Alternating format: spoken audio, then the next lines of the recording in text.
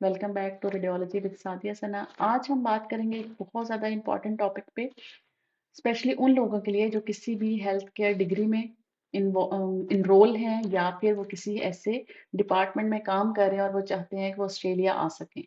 अब अगर आपने ऑस्ट्रेलिया आना है और आपकी जो डिग्री है वो हेल्थ से रिलेटेड है, स्पेशली मेडिकल इमेजिंग से हम आज बात करेंगे, तो आप जो है वो ऑस्ट्रेलिया आने के लिए दो पाथवे यूज़ कर सकते हैं। एक है स्टडी वीज़ा और एक है वर्क वीज़ा। अब अगर स्टडी वीज़ा की हम बात करें, इसमें आपके पास डिफरेंट 4 ऑप्शंस होते हैं, जिसमें आप बैचलर लेवल्स पे आ सकते हैं, मास्टर्स पे आ सकते हैं, डिप्लोमा जो कि 1 ईयर या 2 ईयर होता है, उसके लिए आप आ सकते हैं या फिर आप पीएचडी के लिए आ सकते हैं। अब बैचलर्स में डेफिनेटली जब आप आएँगे तो आप इंटर के बाद आते हैं और वहाँ पे आपके पास साइंस सब्जेक्ट्स होने चाहिए। लेकिन अब इसका जो यहाँ पे ड्रॉबैक है वो आपकी फ़ीस है, जो कि $200,000 है, जो कि एक बड़ी अमाउंट है। लेकिन यहाँ पे बहुत सारी यूनिवर्सिटीज़ हैं जो कि बैचलर ऑफ़र करती हैं, और उसके बाद इसका एडवांटेज ये है कि आप अगर ऑस्ट्रेलिया से बैचलर्स करेंगे तो आपको मतलब आप ये कह लें कि आप आपकी डिग्री अभी कंप्लीट नहीं होगी और आपको जॉब जो है वो ऑफ़र हो जाएगी। ठीक है?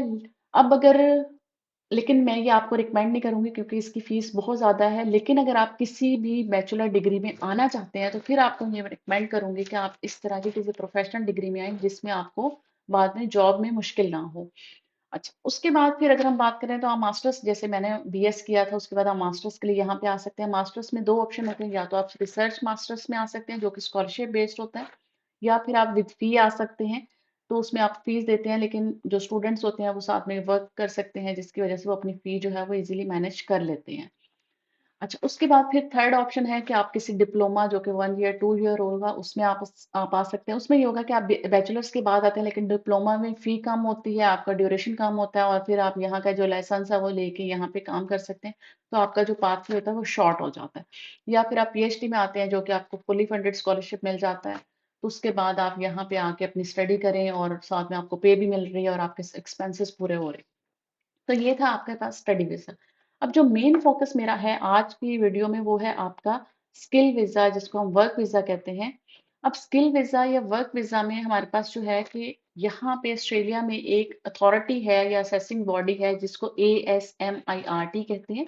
उसने क्या करना है कि आपकी डिग्री को, आपके एक्सपीरियंस को, आपकी क्वालिफ़िकेशन को असेस करना है, और उसके बाद फिर उन्होंने असेस करने के बाद ये बताना है कि आपको वर्क वीज़ा मिल सकता है या नहीं। अब इसका एडवांटेज ये है कि आपका वो वीज़ा जो है वो पीआर बेस्ड होगा। मीन्स कि आप परमानेंट रेज़िडेंट होंगे यहाँ पे, और वो परमानेंट रेज़िडेंसी के एक टाइम पीरियड होता है, वो पूरा करेंगे तो आप यहाँ के सिटीज़न हो जाएँगे। तो डेफ़िनेटली जो सिटीज़न हैं, उनको वो हर लिहाज से ज़्यादा प्रेफ़रेंस देते हैं हर चीज़ में। तो अब अगर आपने स्किल असेसमेंट करवानी है और यहाँ पे आपने पीआर वीज़े पे आना है, तो आपकी क्या रिक्वायरमेंट्स हैं इनकी। उसमें आपकी डिग्री है जो कि 4 इयर्स होनी चाहिए, उसके बाद फिर आपका एक्सपीरियंस है, मिनिमम 1 ईयर, 2 ईयर का एक्सपीरियंस भी अगर है तो आपकी स्किल असेसमेंट हो जाएगी। और साथ में जो थर्ड चीज़ है वो है इंग्लिश प्रोफिशिएंसी, जो कि आइल्स या पीटी आप करते हैं। 7 बैंड्स हैं आइल्स के और पीटी के हैं 65। उसके बाद एक जो और चीज़ है वो है इनकी फ़ीस, जो कि $314 ऑस्ट्रेलियन डॉलर्स हैं। लेकिन अगर आप फ़ीस की बात करें तो पाकिस्तानी रुपीज़ में डेफ़िनेटली आपको ज़्यादा लगेगी। लेकिन जब आप यहाँ पे आके जॉब करेंगे तो ये आपकी 1 दिन की सैलरी से भी कम है। तो इसलिए इसको आप बॉदर ना करें। अब दूसरी जो चीज़ है कि आप यहाँ पे अ, मतलब किस टाइटल के साथ आ सकते हैं। अब जो ASMIRT है वो 3 आगे इसकी डिविजन्स हैं: डायग्नोस्टिक रेडियोग्राफर्स, सोनोग्राफर्स या फिर रेडिएशन थेरेपिस्ट। अब ये जो डायग्नोस्टिक रेडियोग्राफर्स हैं या फिर रेडिएशन थेरेपिस्ट हैं, इनको एक लाइसेंस रिक्वायर्ड होता है जो कि यहाँ पे वर्क करने के लिए ज़रूरी है। वो लाइसेंस है एप्रा। अब एप्रा क्या है? एप्रा यहाँ पे एक लाइसेंसिंग बॉडी है, Australian health practitioner regulation authority. अब ये सारे हेल्थ केयर डिपार्टमेंट्स या सारे ऐसे लोग जैसे डॉक्टर्स हैं, डेंटिस्ट हैं, नर्सेस हैं, फार्मासिस्ट हैं, फिजियोथेरेपिस्ट हैं, ऑपरेशन थिएटर के लोग हैं, ऑक्यूपेशनल थेरेपिस्ट हैं, ये सारे लोगों को लाइसेंस लेना पड़ता है ऑस्ट्रेलिया में काम करने के लिए। वो लाइसेंस एप्रा से लेना है। तो इसलिए हमें भी ये लाइसेंस जो है वो एप्रा से लेना पड़ेगा। लेकिन अगर सोनोग्राफर्स हैं तो उनका लाइसेंस जो है वो एप्रा से नहीं होता, उनका लाइसेंस जो है वो ऑस्ट्रेलियन सोनोग्राफी अथॉरिटी से होता है। तो वो डिफरेंट है। अब अभी मैं आपको अगर एप्रा का बताऊं, तो एप्रा में क्या होता है कि अगर हम मेडिकल इमेजिंग की बात करें या डायग्नोस्टिक रेडियोग्राफर्स की बात करें तो एप्रा के आगे सब डिवीजन है MRPBA, medical radiation practice board of Australia, जिसका लाइसेंस हमें लेना पड़ता है और उसके बाद हम लीगली यहाँ पे रेडिएशन से रिलेटेड सारे काम कर सकते हैं। अब ये जो MRPB है, ये 3 तरह के लोगों को लाइसेंस जो है वो इशू करती है। डायग्नोस्टिक रेडियोग्राफर्स, जो कि मैं खुद हूँ, क्योंकि मेरा जो BS है वो मेडिकल इमेजिंग में है, उसके बाद जो मेरा मास्टर्स है वो भी मेडिकल इमेजिंग में है, तो मैं डायग्नोस्टिक रेडियोग्राफर के लिए जा सकती हूँ। या फिर रेडिएशन थेरेपिस्ट के लिए ये देते हैं, या फिर न्यूक्लियर मेडिसिन टेक्नोलॉजिस्ट के लिए। सोनोग्राफर के लिए मैंने आपको भी बताया कि वो अलग से बॉडी है जो कि सोनोग्राफर्स को लाइसेंस देती है। अब अगर हम पाकिस्तान की बात करें या तो उसमें हम कहते हैं कि भाई हमारे पास तो 4 इयर्स डिग्री सोनोग्राफी में नहीं होती, लेकिन अभी अगर हम बात करें तो वहां पे बहुत सारे लोग हैं जो BS करने के बाद 2 इयर्स मास्टर्स कर रहे हैं डायग्नोस्टिक अल्ट्रासाउंड में। अब वो जो अल्ट्रासाउंड में मास्टर्स कर रहे हैं वो लोग सोनोग्राफर के लिए, ये सोनोग्राफी के लाइसेंस के लिए एलिजिबल है, क्योंकि उनका जो मास्टर्स है वो भी सोनोग्राफी में है, उनका एक्सपीरियंस सोनोग्राफी में है। तो फिर वो यहाँ पे एज अ सोनोग्राफर जो है वो काम कर सकते हैं, तो उनको लाइसेंस भी सोनोग्राफर वाला लेना पड़ेगा।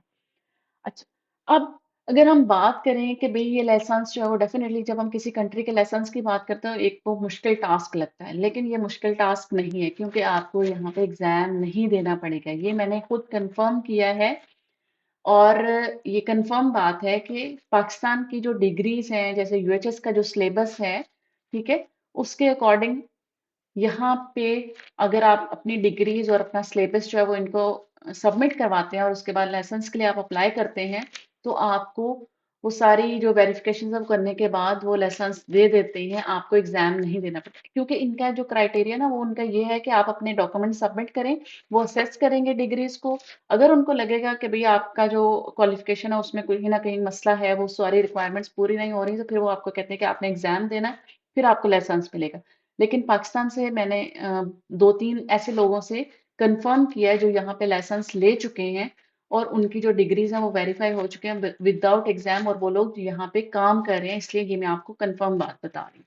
ये कोई डॉक्यूमेंटेड बात नहीं है, लेकिन ये मैंने खुद कंफर्म किया है, क्योंकि मैं खुद भी ये आजकल ये प्रोसेस कर रही हूँ। क्योंकि आप अगर स्टडी वीज़ा पे भी यहाँ पे आए हैं, जैसे मेरे पास तो फुल टाइम वर्किंग राइट्स है, मैं फुल टाइम जॉब कर सकती हूँ। वो मैं नहीं कर रही, क्योंकि मुझे पे तो मिल रही है और साथ में बच्चे हैं, तो वो मैनेज करना मुश्किल हो जाता है, इसलिए मैं जॉब नहीं कर रही। लेकिन क्योंकि अब मैं सोच रही हूँ कि मैं लाइसेंस ले लूँ और फिर 1 या 2 दिन कैजुअल में जॉब कर लूँ, तो वो मेरा अपना ऑप्शन होगा, या मैं परमानेंट में जॉब करती हूँ। तो अब लाइसेंस जब मैंने अप्लाई करना है, तो मैंने अपने BS और मास्टर्स वाली जो डिग्रीज़ हैं, जो मेरा एक्सपीरियंस है, वो मैंने इनको देना है, और साथ में आइल्स का जो रिज़ल्ट है वो दूँगी, और मुझे जो है वो लाइसेंस इंशाल्लाह मिल जाएगा।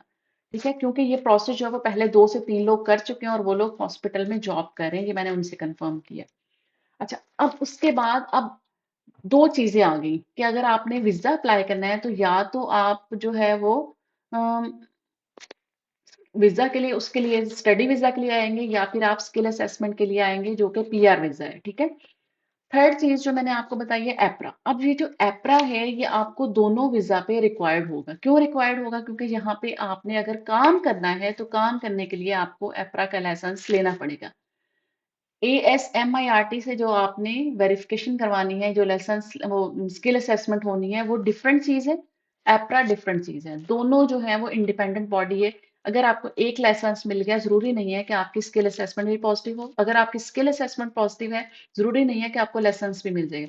इसलिए मैं आपको, वैसे ये होता है कि आप पहले स्किल असेसमेंट अप्लाई करते हैं, आपको वीजा मिल जाता है, आप यहाँ पे आए, लाइसेंस लें और काम करें। लेकिन मैं आपको ये कहूंगी कि आप पहले लाइसेंस के लिए अप्लाई करें एप्रा के थ्रू। जब आपको लाइसेंस मिल जाए, फिर आप स्किल असेसमेंट करवाएं, फिर आप PR वीजा अप्लाई करें, और फिर आप यहाँ पे आए और आपको लाइसेंस मिला हुआ, जॉब मिल गई।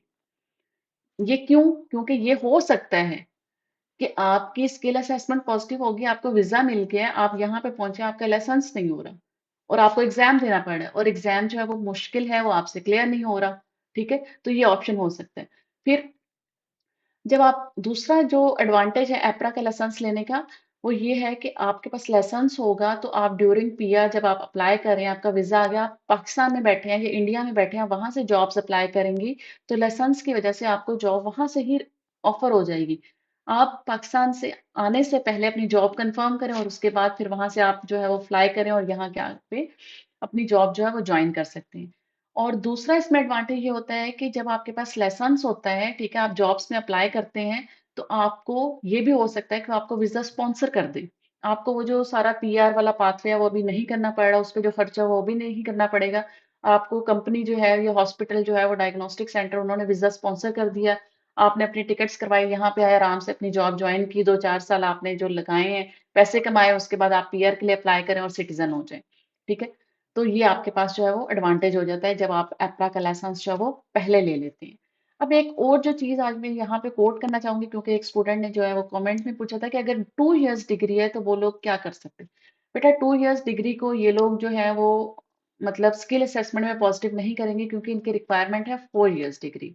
तो आपके पास 2 ऑप्शन है कि या तो आप 4 इयर्स डिग्री पाकिस्तान या इंडिया या आप जिस भी कंट्री में वहाँ से आना चाहते हैं, ठीक है?